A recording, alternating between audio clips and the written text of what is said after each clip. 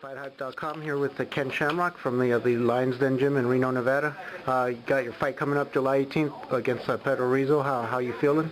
I feel good, man. It's been a long time since I've been able to really get through a full training camp. Prior to this, I was battling a lot of different injuries, and so this one here feels pretty good. So I'm hopefully that I get into Australia and I get into the ring. I'm going to feel as good as I do right now, and if I do, here I come. Yeah. You and Pedro Rizzo, two legends of the game, as stars of the last 10-15 years. Is this something that we could see more of? Maybe a legends circuit fighting each other? Well, I'd like to think so. A lot of people love to see some of these guys that actually started this whole thing and still got some fight left in us, and it's nice for us to be able to go out there and be able to fight and have fun doing it. That's what I'm doing now. Is I enjoy this so much. I enjoy the training. I enjoy the competition and the thrill that you get going to the ring, and then of course after the fight, with the victory or even the defeat, all the emotions that you get with this. So it's something that I really enjoy, and I want to continue to do as long as I can. Yeah, and is that just a motivation, just you simply being able to still do it? Is that why you do it, or is there any type of goals you're still looking to achieve with all your accolades and accomplishments? Is there anything else that you still have to do in your mind? No, I think now it's just having fun. Most people, when they decide that they're going to retire from a job, you start to see a lot of different things happen to them. They get depressed. They don't have as much to do in their life. And those that do retire and they find other ventures to do, they seem to be a lot happier with their lives because they stay busy. Well, this is what I'm doing. I'm retiring from trying to be a world champion, but I'm not retiring from fighting. And then seem to support many fighters maybe that are fighting, in their later years. A lot of support, or from their spouses, their siblings, whatever. You oftentimes hear them saying that they can't wait for them to retire. Where your wife Tanya seems to be fully supportive of you and fully supportive of you. How big is that with you, that you have the support of your family as you continue to fight? Well, I'll tell you, that's huge. I know that myself, with my training and the different types of different things that you have, obstacles that you got to overcome during your training, with the food, the sleep, different mood changes, even injuries. And a wife's got to be there and be supportive, and even in a lot of ways in which it's not so happy for them. And my wife has been wonderful and has supported me and really nurtured and helped me in a lot of different situations. And she's a big reason why I am where I'm at right now and why I still fight, and I enjoy it. There's no pressure on me. I spend time with my family when I'm not training. We run a gym together, so she's involved in the fight game with me. My kids are involved in it. They support me. So it's almost like a family thing for us. Everybody gets involved when I'm training, and then when I'm not training, we all still tend to make a lot of time for each other, whether it's at the gym or whether it's at home. But we find a lot of time for the family to spend together through the training and also when we're not training. So to me, it's been a wonderful family support, and the reason why I've been so successful at what I've been doing for so long, and the reason why I'm still fighting today is because of the support that they give me. Yeah. Rumored, as long as, depending on the outcome here, you're set maybe for August in Brazil to fight Mark Coleman. How do you feel about your body sustaining back-to-back fights, back-to-back months? Do you feel you're capable of it?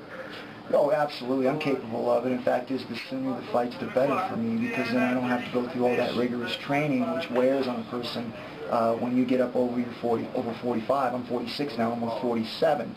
And, that time of recovery when you're training is real tough on the body. So for me, the sooner the fight, because I'm already in shape, and it's better for me that way. But not too close, because you also need time to recover and rejuvenate and recoup and get your mind back and your body back. So, anywhere from 3 months to 5 months is good timing for me. But lately it's been almost like a year in between fights, man, and that's just really hard on me. I like to get them a lot closer than that. Yeah. And then you started from the days, in the original UFCs when you had multiple fights on the same night. Do you ever see any way that maybe through the amateur system that maybe MMA can become an Olympic type sport, or would that just be too difficult to continue to fight in a tournament setting where you're fighting every day? Yeah, I don't think you're going to see this in an Olympic setting. When you have nations are going against each other in some sort of sport, in this type of venue, it's very easily for someone to get seriously hurt. So that you won't see this unless the rules drastically change to where people don't have that opportunity to really hurt somebody if they choose to. Because in this sport, if you want to grab an arm or a leg or even a neck, if you had bad intentions for somebody, you could severely hurt them. So far in the sport that we've had, we've got a lot of bad blood, a lot of people that dislike each other, but we haven't had anybody that's had that vindictive demeanor where they're just out to just hurt everybody. And when I'm talking about a serial killer type mentality, fortunately we haven't had that yet, because this sport, with all the moves and things that it entails, you could do damage to somebody, severely damage to somebody. So for this to be an Olympic sport, going nation against nation, not in the near future. A lot of things would have to change for it to be that way. And then you're from the Lions Den, which was at the top, real prestigious with the history. You're on seems to be in a rebuilding stage. What steps and where do you see the timetable for the Lions Den to get back to the top, and what's going on right now with the Lions Den gym? Well, I'll tell you, Lions Den was the first MMA team in the United States. We had, of course, me, the first heavyweight champion in MMA and in the UFC. We had Jerry Bolander, who was a Lions Den fighter, was the first middleweight champion in MMA and also the UFC. Guy Mesger was the second middleweight champion in the UFC and in MMA. And then, of course, Frank Shamrock, who was the middleweight champion, the third middleweight champion in the UFC and also in MMA, and myself being the first in the heavyweight. Those were all Lions Den fighters, and we've had several people come up behind them, Mikey Burnett, Joe Hurley, and the list goes on and on. It was just so many great fighters that come up through the Lions Den, and we've set a precedence on team fighting. We started it, and then you've got different teams coming in, the Militech system, the punishment team, the couture team. So many teams have come in behind us and really raised the bar. And so since I was out for a period of time and I was doing the pro wrestling circuit, these teams really jumped up.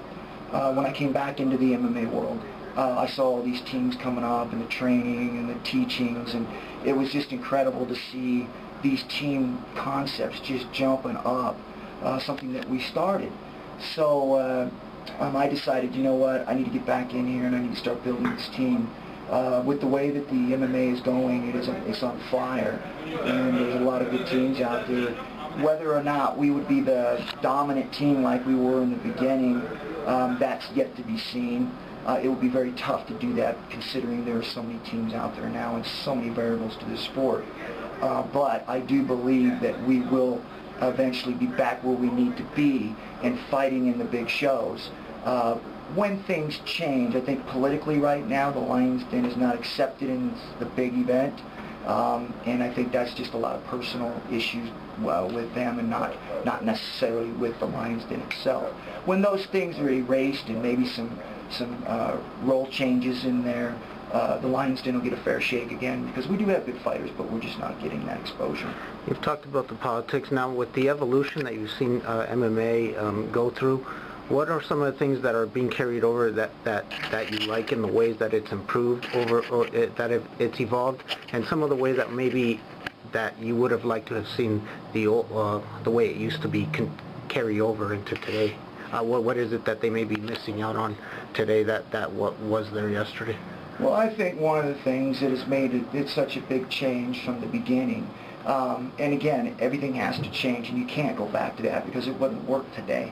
But I believe that just having the different styles going into the ring and competing against each other, and really being a striker against a ground guy or a boxer against a karate guy, I mean, you had true disciplines that went against each other, and that made it so exciting then. Those days are over. You're not going to see that anymore, and nor should you, because you can't be one-dimensional. You've got to have a well-rounded game, ground and stand-up.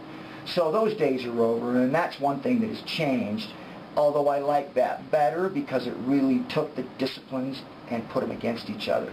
But we all know now that you can't be one-dimensional. You have to know all of it. So those days are over and should be over, but those were definitely part of my favorite things to watch when it came to disciplines against disciplines. I would also say that the rule changes, where there was no time limit, you know, 2 guys enter, 1 guy walks out. There was no politics, you know, there was no judges raising cards and thought one guy landed 1 more punch than the other guy, so the other guy wins a split decision and this other guy's career is over because he just lost a big fight, and it was a good fight. So, you know, 1 guy moves on someone's judgment.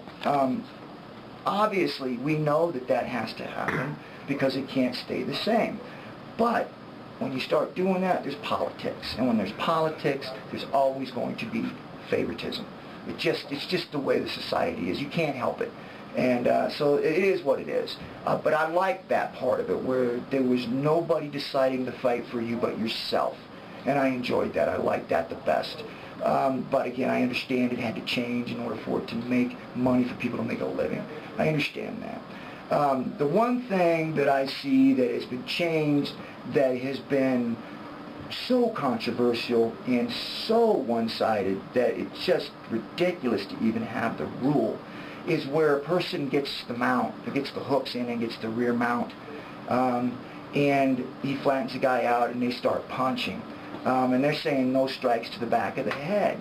Well, I'm not sure what that rule means when you actually get a rear mount on a guy and you flatten him out. There shouldn't be any punches to the head whatsoever, because once you got their back, you're punching to the back of the head. Behind the ears is the back of the head. But they're saying that if you loop the punches and the guy turns his head, he's doing it to himself. You know, it's a mistake, you know, all these other things are why it should and shouldn't. And the bottom line is this: if you're going to have no strike in the back of the head, then if you get the hooks in and you get the rear mount on there, then you should be working for a submission. And then if you're going to punch, it's got to be under the armpit. Or if you have them on top of you and you're on your back and you're punching them in the face from the bottom, that I can see. But to be striking from the top and then have a referee decide whether or not they're landing to the back of the head, and then you have some guys saying, oh, the strike's back in the stand-up, and some of them saying no, and guys getting knocked out, complaining about 5 strikes back of the head, saying, well, it wasn't intentional. You know, that's just too controversial. Man, they need to just throw that rule out. Get the submission. Yeah, big fight Strikeforce card tomorrow with Fedor. He's much raved about with the fans. They love him. He's got the history there. How well respected, revered is he within the fighting community, within the fighters? I think Fedor is definitely a great fighter. The one thing that I think that within the fighting community is that Fedor doesn't fight enough. And he fights guys that are hand-picked for him. And I want to be very clear about this. Fedor, in my opinion, is one of the best heavyweight fighters in the world. And probably pound for pound, pretty impressive. So I'm not saying this because he's not a great fighter. I'm saying this for his legacy, in order for him to truly have that name that people will always say, well, he fought the best. Is that he's going to have to fight more, and he's going to have to fight people that are top-ranked fighters. And I'm not saying going into the UFC, because I think that's a mistake for him to do that, because I think that they're going to try and beat him.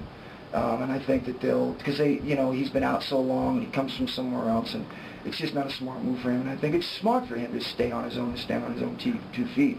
But he has to go out and get these guys who have been world champions in the UFC and that are not that far down the road from their careers, that still have a lot of fight left in them, and fight them, so that way he can have that recognition that he so much deserves. You and Royce Gracie together were partners in history and bringing you know, UFC, MMA, what it is today. Do you ever run into him? Have you spoken with him over the years? No, I haven't run into him too often. You know, we pass cross a couple different times, but we never had an opportunity to really stop and talk much.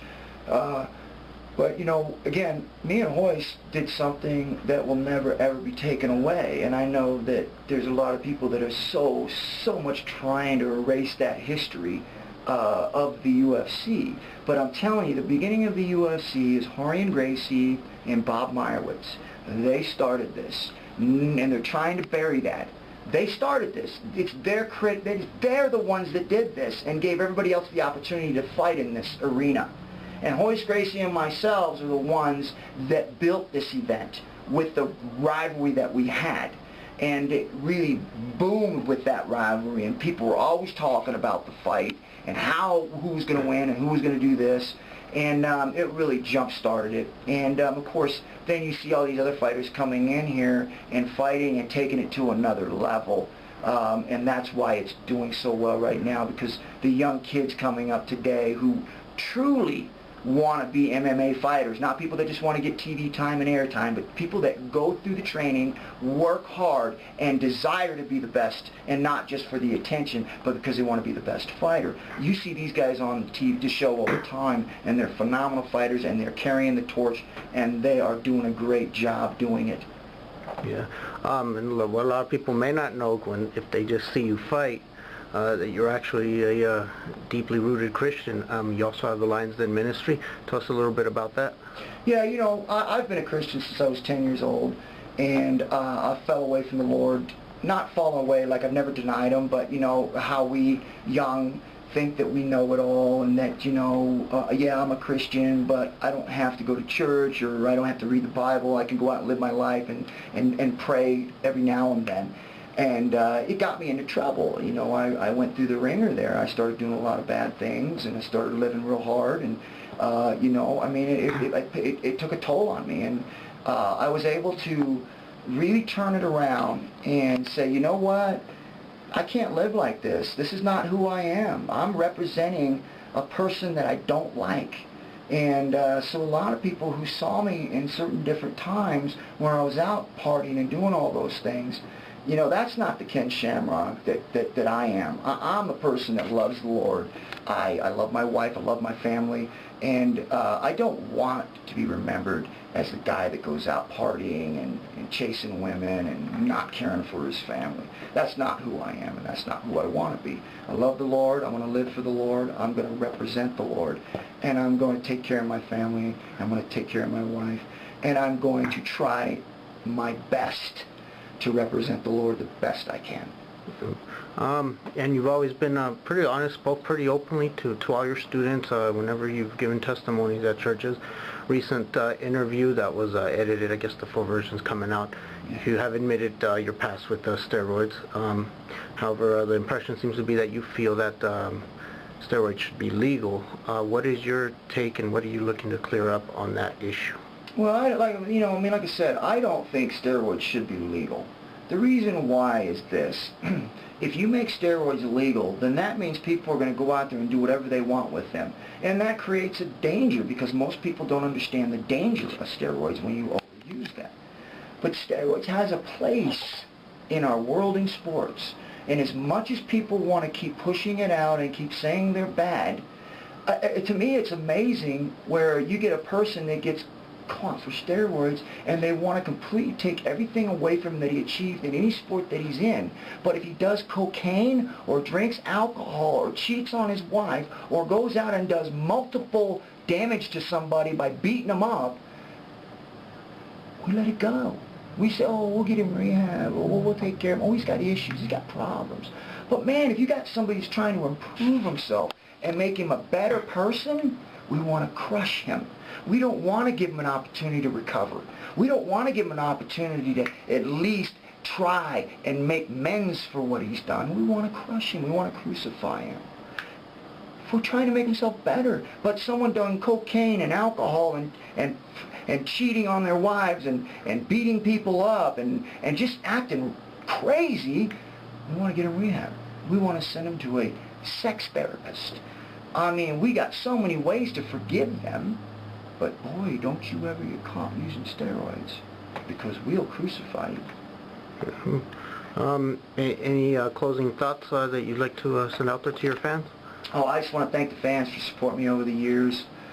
You know, without the fans, I wouldn't be where I'm at. I think that over the years, I've showed the fans, the people that have met me and been around me, how important that they are to me. It's not just because you come in and buy tickets and watch me fight. It's because that you continually keep coming and buying tickets and watching me fight. And then when I'm around saying all that, you come up and meet me, and you've been polite to me, you're good to my family, you're good to me. And you know what? This is a time right now in my career where I get an opportunity to give back to the fans, where I get to go out and fight in different places, where I normally wouldn't get to fight if I was fighting on the big show. I'm out having fun right now. I get to enjoy myself. And I get to fight in front of people that I normally wouldn't get to fight in front of, who have been following for years and years and years. And I get to come out to those little towns or those big towns, and I get to fight in some of those people who have never seen me fight before.